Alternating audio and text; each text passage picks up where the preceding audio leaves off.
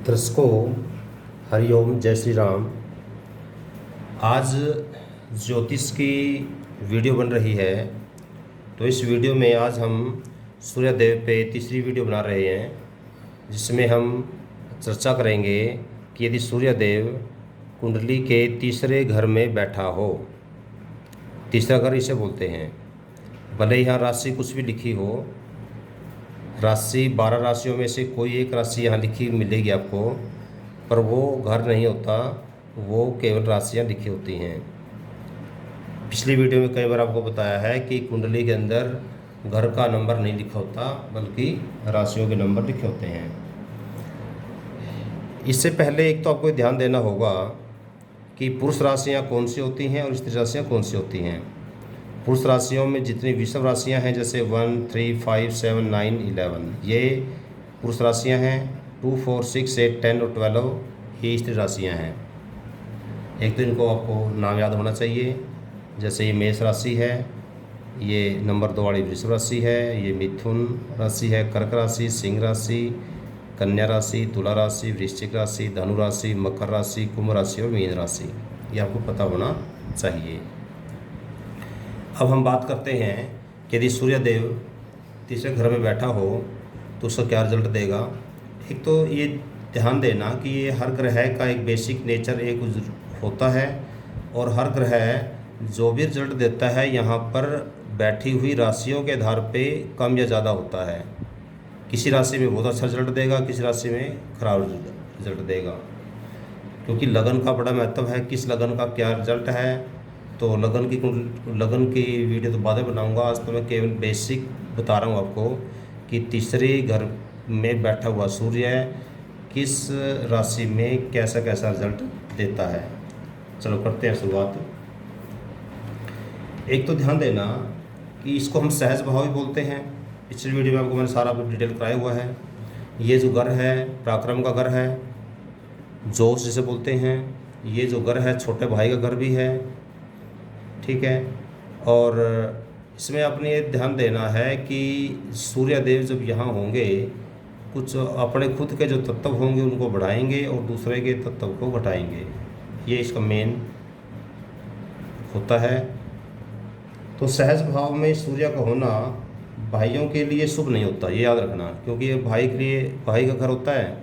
खुद के लिए अच्छा है पर भाई के लिए अच्छा नहीं होगा। ये ऐसा जातक बलवान और शूरवीर होता है, खुद के लिए तो अच्छा रहेगा, अपने सगे संबंधियों से शत्रुवत व्यवहार करता है, क्योंकि अपने संबंधियों से भी उसकी अच्छी नहीं बनेगी। लेकिन स्थिर मति और निश्चित निश्चय पर दृढ़ रहने वाला वो बंदा होगा भी। एक बार जो निश्चय कर लिया, वो करके छोड़ता है।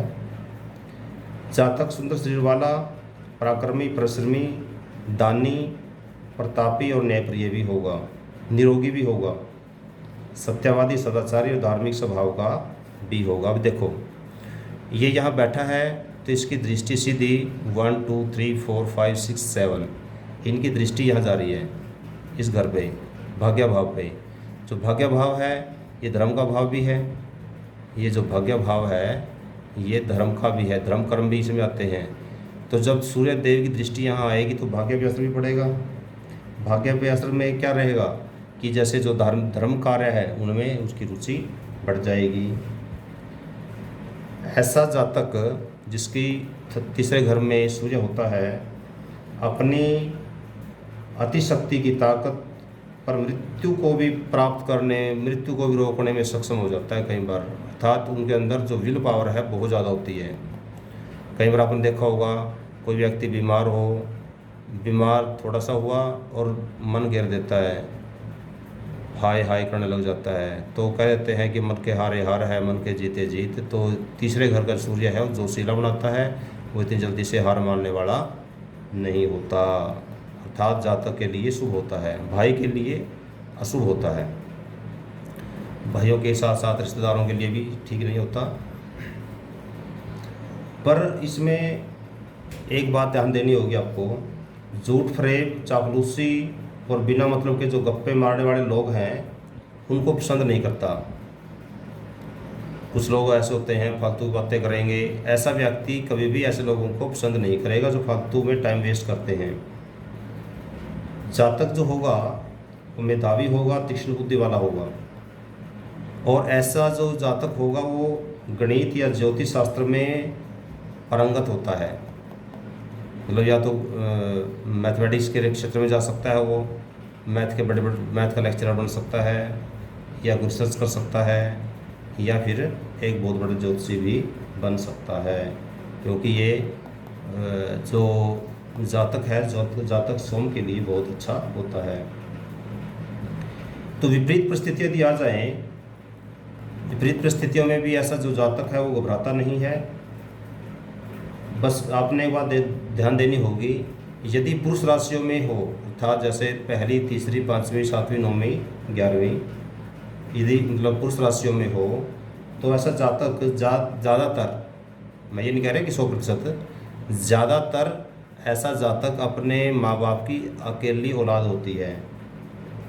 और यदि दूसरी बात, यदि दूसरा कोई भाई बहन हो भी तो उनके भाइयों के साथ बनेगी नहीं, इकट्ठे नहीं रह पाएंगे, बहुत कम चांस होगा।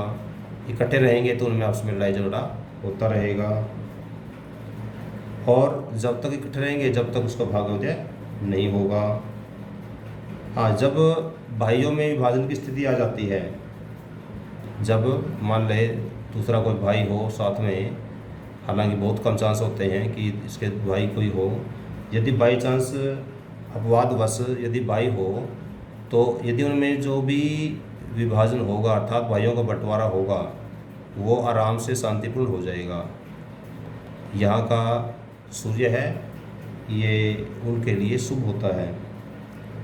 इसी प्रकार से जो सूर्य है यदि इस राशियों में, इस राशियों मतलब होता है 2, 4, 6, 8, 10 और 12 राशि यहाँ लिखी हो, नंबर लिखा हो, सूर्य यहाँ पर हो, तो उस केस में जैसे बताया आपको कि पुरुष राशियों में तो बंटवारे के समय झगड़ा नहीं होता, बिल्कुल शांतिपूर्ण तरीके से उनका आपस में बंटवारा हो जाता है। पर यदि स्त्री राशियाँ हो तो बंटवारे के समय झगड़ा होगा ही होगा, और कई बार तो स्थिति ऐसी आ जाती है झगड़ा जो है ना कोर्ट तक भी पहुंच जाता है यदि स्त्री राशियों में सूर्य यहाँ पर बैठा हो। पुरुष राशियाँ जो होती हैं उग्र राशियाँ होती हैं, स्त्री राशियाँ जो होती हैं सौम्य राशियाँ होती हैं, और ये उग्र ग्रह है, तो उग्र ग्रह उग्र राशियों में अच्छा फल देगा, और उग्र ग्रह सौम्य राशियों में नकारात्मक रिजल्ट देगा। यदि यहाँ पर तीसरे भाव का जो सूर्य है यदि उसका हो, उसका मतलब मेष राशि में बैठा हो, हमको पिछली वीडियो में बताया था कि सूर्यदेव किन की राशियों में उसका होता है, किन राशि होती है, कौन सी नीच का होता है। दोबारा एक बार बता देता हूँ कि मेष राशि अर्थात पहली राशि में ये उसका होता है सूर्यदेव। तुला राशि अर्थात 7वीं राशि में ये नीच का होता है। 5वीं राशि अर्थात सिंह राशि में ये इसे खुद की राशि होती है, सब राशि बोलते हैं इसे, ये आपको ध्यान देना होगा। तो अब जैसे यहाँ पर ये उचका हो, उचका यदि सूर्य हो तो इसमें प्रायः ऐसा देखा गया है खुद के लिए तो अच्छा होगा पर उसके रिश्तेदारों के लिए और उसके भाइयों के लिए अच्छा नहीं होगा। भाइयों के साथ तो बनने ही नहीं देगा। कई बार तो ऐसा होता है कि जो सूर्य है भाइयों के लिए मारक भी बन जाता है, अर्थात उसके भाई की डेथ होने के चांस ज़्यादा रहते हैं। अब बस इसका निचोड़े एक बात ध्यान देना कि पुरुष राशियों में ये अच्छा रिजल्ट देता है, स्त्री राशियों में रिजल्ट में कमी करता है। इसके अलावा जो भी इनके परिणाम बताए हैं, फल बताए हैं, इनके परिणाम में यदि यहाँ पर शुभ ग्रहों की दृष्टि हो तो परिणाम और ज़्यादा अच्छे हो जाएंगे, पॉजिटिव रिजल्ट आएंगे। यदि यहीं पर कोई पाप ग्रह की दृष्टि हो, शनि की, राहु की, केतु की दृष्टि हो, तो उस समय इसके जो प्रभाव हैं, सुप्रभाव हैं, उनमें कमी आ जाएगी और जो गलत प्रभाव हैं वो गलत प्रभाव बढ़ जाएंगे। क्योंकि पुरुष राशि का जो सूर्य है, ऐसा जातक यहाँ पर सरकारी नौकरी या सरकारी या प्राइवेट कंपनी में जो अधिकारी बनेगा तो अच्छी पोस्ट पे जाएगा, जहाँ भी जाएगा अच्छी पोस्ट पे जाएगा। और ऐसे जातक वकील बन सकता है, एक प्रकाशक बन सकता है, ठीक है, यहाँ जिसको सूर्य यहाँ पर हो। ऐसे लोग सोम के बनाए श्रृंगार की ओर विशेष ध्यान देते हैं। जैसे शीशे सुबह तैयार होते हैं, शीशे के सामने घंटे घंटे खड़े रहते हैं, कभी ऐसे मुड़ेंगे कभी ऐसे मुड़ेंगे, विभिन्न कोणों में अपने आप को देखना पसंद करते हैं। अर्थात कई लोगों का आपने देखा होगा कि फ़ोटो खिंचवाने का बहुत शौक होता है, तो जिन लोगों का तीसरे घर में सूर्य होता है उन लोगों को फ़ोटो खिंचवाने का बहुत ज़्यादा शौक होता है। वो अलग अलग तरह से पोज, कभी साइड में हो कभी दूसरी साइड के पोज, ऐसे पोज देने का उनको शौक होता है। तो साथियों, आज हमने लगन के आधार पे विश्लेषण नहीं बल्कि एक सामान्य विश्लेषण किया है पुरुष और स्त्री राशियों के आधार पे। बाकी और ज़्यादा डिटेल में हम जब लगन के आधार पे करेंगे कि मेष लगन में सूर्य का फल क्या होगा और वृषभ में क्या होगा, कर्क में क्या होगा, सिंह राशि का तो मैंने पीछे करवा दिया था, तो आप पूरी देख सकते हो। लगभग 1 घंटे की वीडियो है वो, क्योंकि वीडियो लंबी बन जाती है। तो उसके बाद मैंने लगा कि शायद लंबी वीडियो लोग नहीं देख पाएंगे, तो आगे छोटी वीडियो बनानी शुरू कर दी। तो अगली बार में फिर हम चौथे भाव में इस फलादेश पे चर्चा करेंगे। तब के लिए आज्ञा दें। इस चैनल को सब्सक्राइब करें, शेयर करें, अधिक से अधिक ज्ञान को प्रचार करें। धन्यवाद। जय हिंद।